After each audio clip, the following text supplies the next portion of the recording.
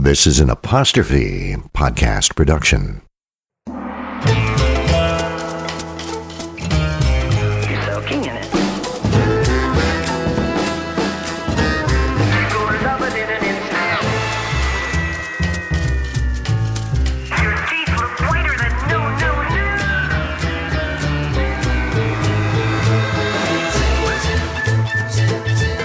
You're not you when you're hungry. You're in good hands with Austin.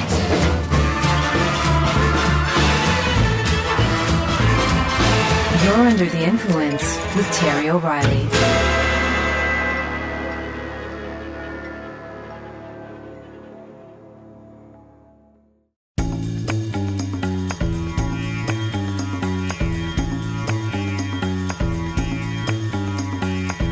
When a Colorado-based band called Chocolate Hair landed its first recording contract, the record label had one request: change your name. So the band rechristened itself Sugarloaf, after a popular ski mountain near Boulder, Colorado. An album was released, and it contained the band's first top 10 song, Green-Eyed Lady. In spite of that hit, Sugarloaf was soon dropped by the record company. So they signed with another label called Brute, which was a division of Brute Fabergé Aftershave. Then Brute folded. Sugarloaf was without a label again. They began knocking on all the record label doors they could find, but were constantly turned down. They kept hearing the same brush-off line over and over again, and it eventually inspired a song which they released on their manager's small record label. It was titled, Don't Call Us, We'll Call You. The opening lyrics are funny.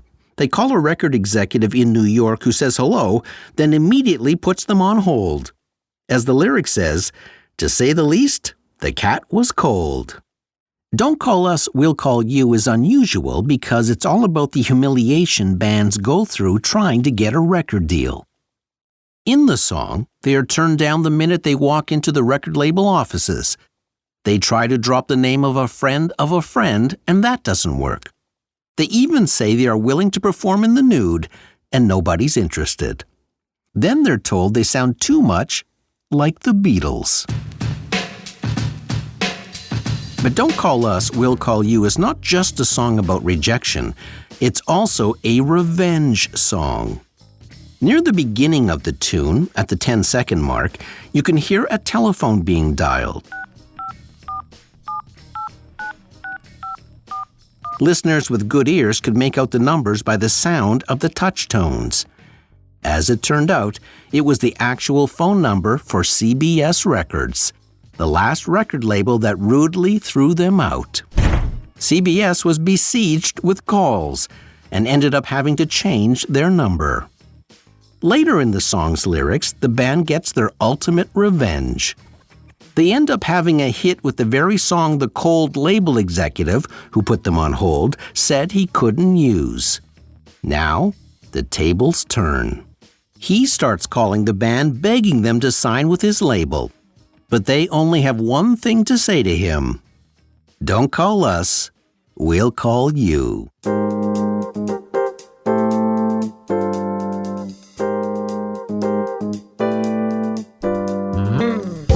Don't is a powerful word.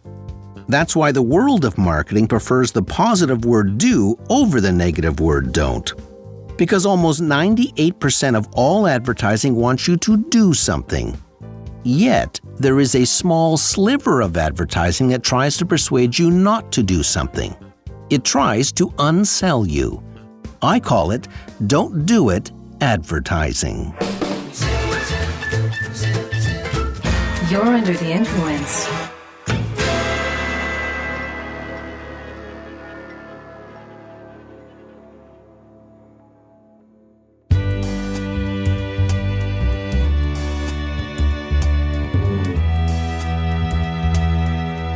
In the marketing trade, every effective ad contains a CTA, or a call to action.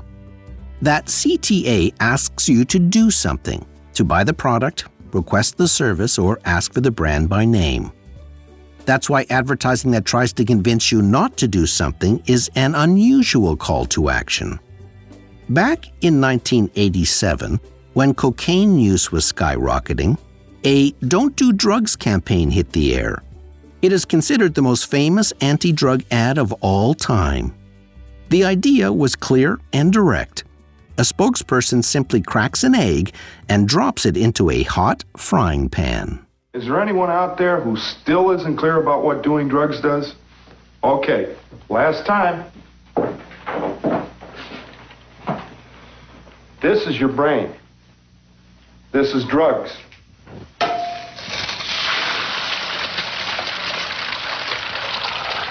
This is your brain on drugs. Any questions? The message was clear. Don't fry your brain. It was a metaphor for irreversible brain damage. Once the egg is broken, it could never take its original form again. The ad was sponsored by the Partnership for a Drug-Free America. When the ad agency first brought the finished commercial over for approval, the folks at the Partnership for a Drug-Free America didn't have a VCR to play it on. So they all walked across the street to an electronics store and asked the salesperson to play it. The commercial popped up on a few dozen TV screens in the store. The actor cracked the egg, let it fry, and delivered his final line, "Any questions?" The folks from the Partnership for a Drug-Free America had no questions. It was approved. The simple ad exploded across pop culture. The line, "This is your brain on drugs," became a catchphrase. 3 years later, research showed that over 90% of teens had seen the ad, and 88% of them believed even occasional use of cocaine was dangerous. That was a dramatic change in attitude. You know something has entered pop culture when parodies emerge. The commercial was spoofed on sitcoms, t-shirts, posters, and on Saturday Night Live. There were a couple of odd side notes, too. For starters, the phrase, "let's go fry an egg," became street slang for using drugs. The Egg Marketing Board took offense to the ad, suggesting eggs were being unfairly linked with drugs. The actor in the commercial, John Roselius, got some press years later when he voted to legalize marijuana in California and admitted he had tried cocaine a couple of times in the 80s. That aside, "This is your brain on drugs" is still a pop culture reference to this day. TV Guide named it one of the top 100 ads of all time, and it is enshrined in the Smithsonian Museum.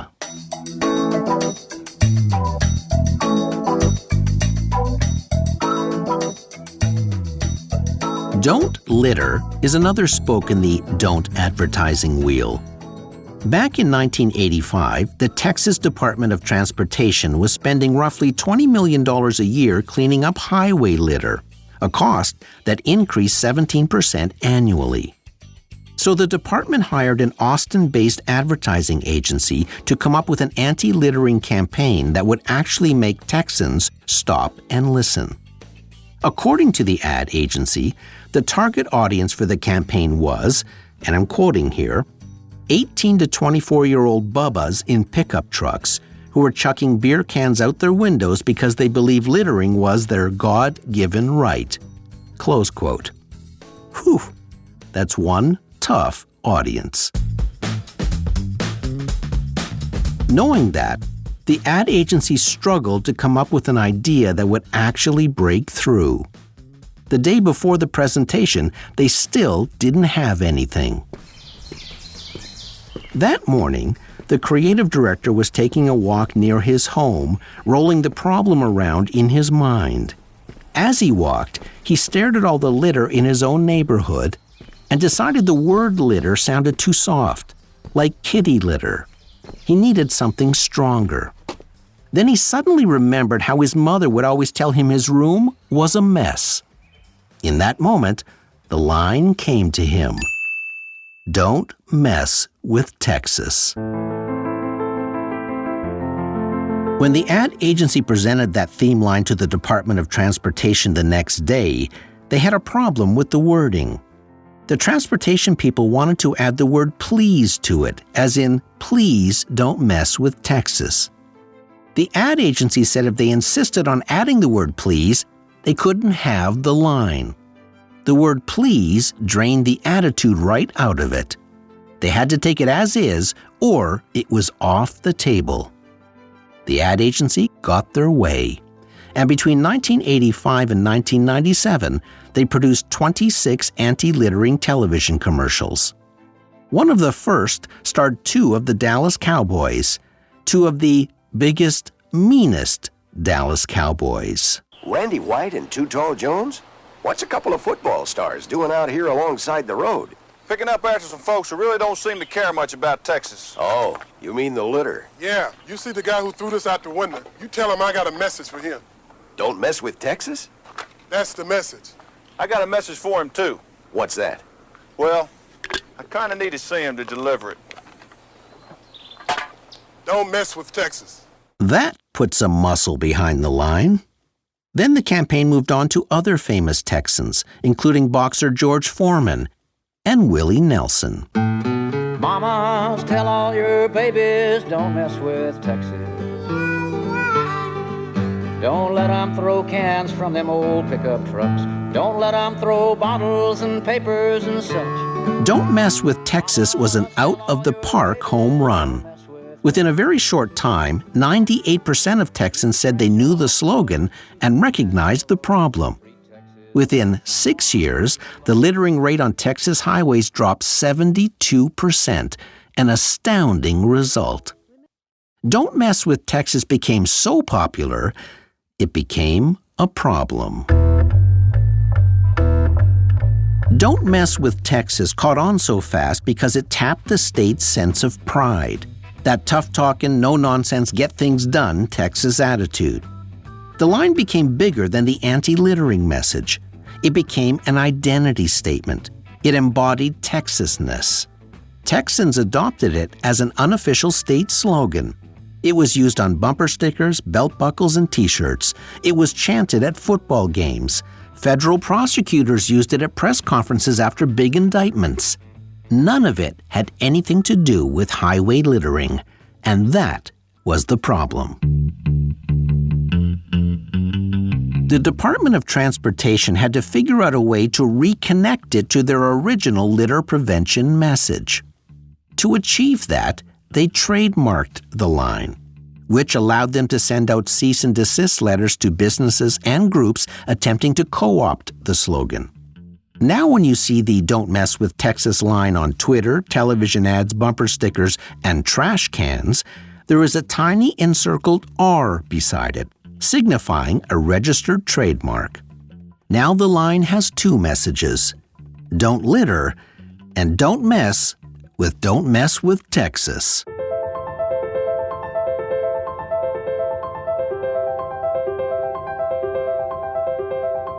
Way back during the Second World War, there was another kind of don't do it advertising campaign. It was a dangerous time. There were spies and intelligence operations hidden around the country. So the U.S. government created a poster. The visual showed a warship on fire, sinking in the ocean. The words said, "Loose lips might sink ships." The goal was to discourage casual chatter about troop deployment and ship lanes that could be shared during pillow talk or between departing soldiers and their families. Critical information that would benefit the enemy. The Canadian version of the poster dropped the word might to be even more direct, saying, "Loose lips sink ships."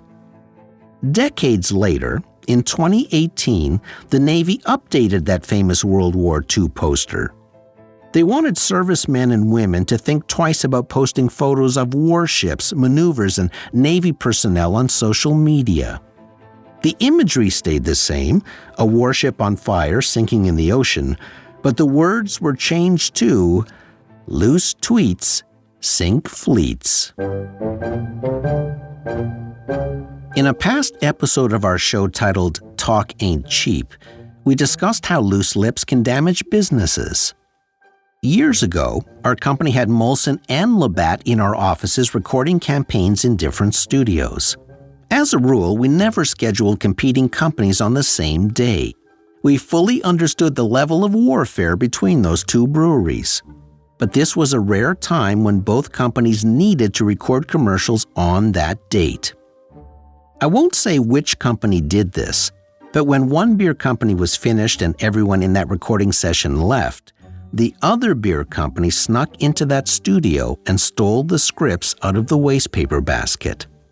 The time between the beer company leaving the studio and our well-trained staff going in to destroy all the paperwork was about 3 minutes. But in that 3 minutes, those scripts were stolen. Our company got into a lot of hot water over that. The beer company who owned those scripts threw a loose lips sink ships accusation at us. Because now the enemy had critical information. Hold your tongue. And hold that thought.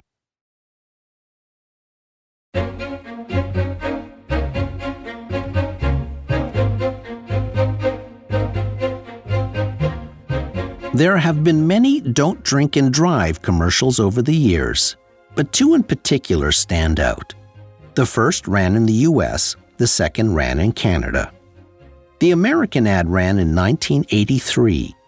At that time, many people were still unaware of the magnitude of the problem. Yet, drunk drivers were responsible for over 50% of automobile fatalities. A campaign was developed and aimed at drivers aged 18 to 24, who accounted for 42% of all fatal alcohol-related car crashes. The simplicity of the commercial was stunning. It showed 2 wine glasses, then 2 beer mugs, being lifted to make toasts in slow motion. When the glasses are clinked together, they smash to pieces, and we hear the dramatic sound of a car accident. When friends don't stop friends from drinking and driving.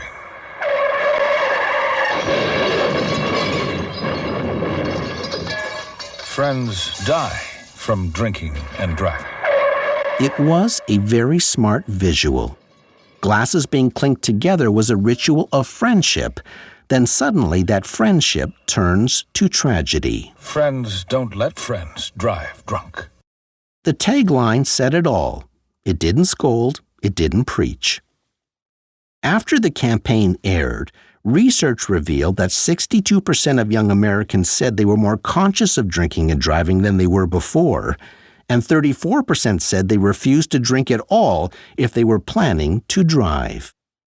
The Department of Transportation saw a 25% decrease in drunk driving fatalities between 1983 and 1990. The commercial idea was so simple, it transcended language and was played all over the world. Another very effective Don't Drink and Drive commercial began airing in 1995. Originally created in Singapore, it was picked up and sponsored by Mad Canada. The commercial had a powerfully simple idea. It was shot from the perspective of a driver behind the wheel of a car.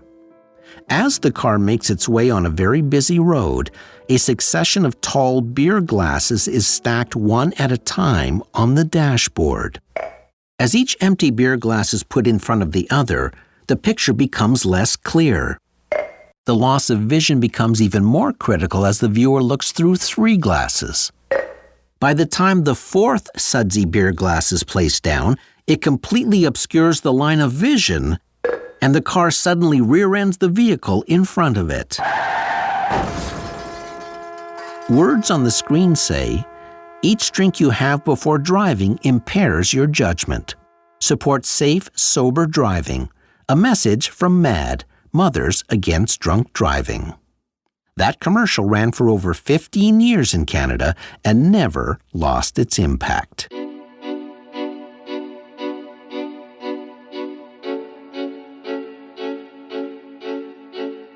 There have been many compelling don't smoke commercials over the years, but here are 2 of the most powerful. When Oscar-winning actor Yul Brynner was diagnosed with terminal lung cancer at the age of 63, after decades of a 5-pack-a-day habit, he gave one of his final interviews on a morning talk show. Knowing his time was limited, he said what he really wanted to do was to make a commercial that would air after he died, imploring people not to smoke. Brenner passed away before he could make that commercial, but his widow allowed the footage from that interview to be made into a message for the American Cancer Society. It began with words on a black screen that said, Yul Brynner, 1920 to 1985. Ladies and gentlemen, the late Yul Brynner. I really wanted to make a commercial when I discovered that I was that sick and my time was so limited.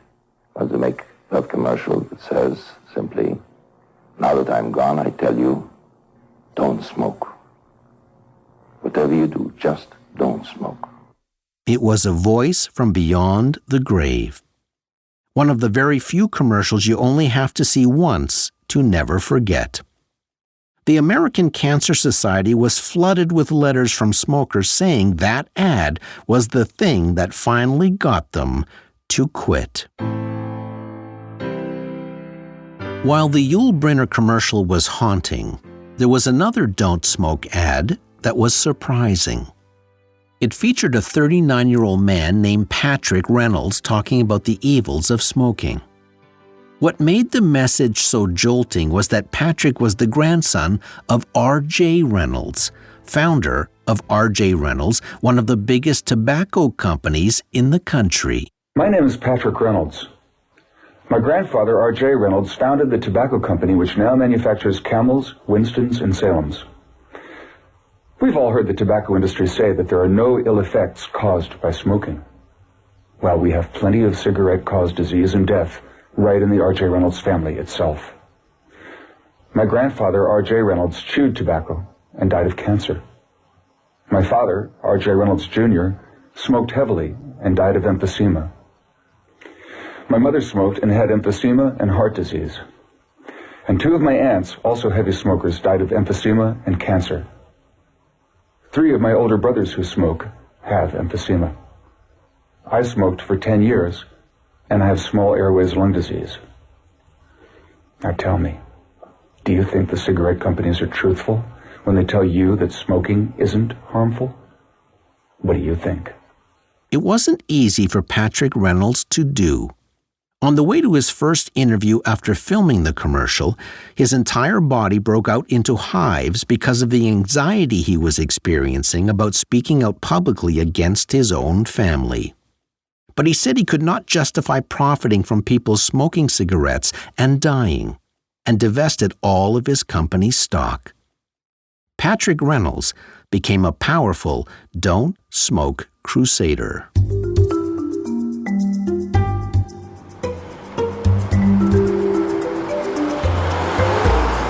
The Gardiner Expressway in Toronto is an elevated 8-lane highway that runs along Lake Ontario. It is the city's main east-west thoroughfare. Around 320,000 cars travel the expressway each day. A couple of years ago, a billboard appeared on the Gardiner that shocked a lot of drivers. It said, "Text and Drive," in big letters. It was sponsored by the Wathen Funeral Home. The reason it got so much attention was because the billboard didn't contain the word "don't." It actually encouraged you to text and drive. It caused outrage. And when people Googled the Wathen Funeral Home to complain, the website revealed the funeral home was fake. The website, created by ad agency John Street, said, quote, "You probably came to this website to tell us what horrible people we are for running an ad like that. And you'd be right. But we're not a funeral home. Half the drivers in Ontario admit to reading texts while behind the wheel, risking their lives and the lives of others, which should make you even madder than our billboard did." It was a bold message. It was also strategic. Traffic on the Gardiner slows to a crawl in rush hour. If you've ever been on the expressway, you know how many bowed heads you see looking down at their phones. It was an important message because distracted driving now far outpaces the number of impaired driving offenses in Toronto. Between 2010 and 2016, when the billboard appeared, over 99,000 people had been charged with distracted driving. If the billboard had said, "Don't text and drive," nobody would have paid attention. It was "don't do it" advertising that needed to eliminate the don't to be effective.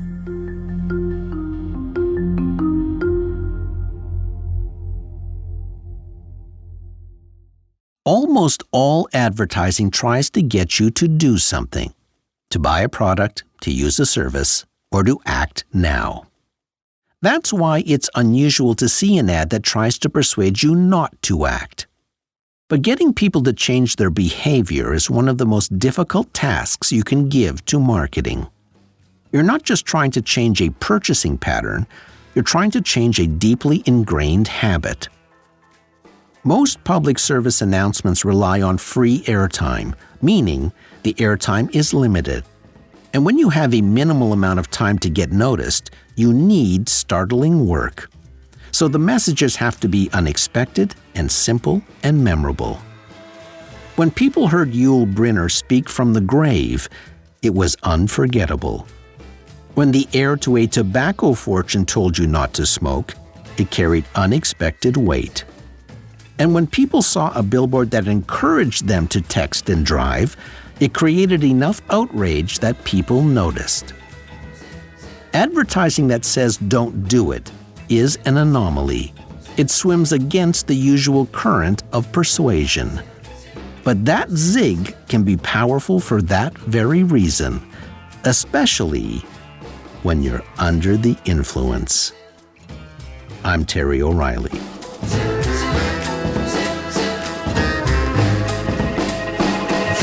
This episode was recorded in the Terrestream Mobile Recording Studio. Producer, Debbie O'Reilly. Sound engineer, Jeff Devine. Research by Patrick James Aslin.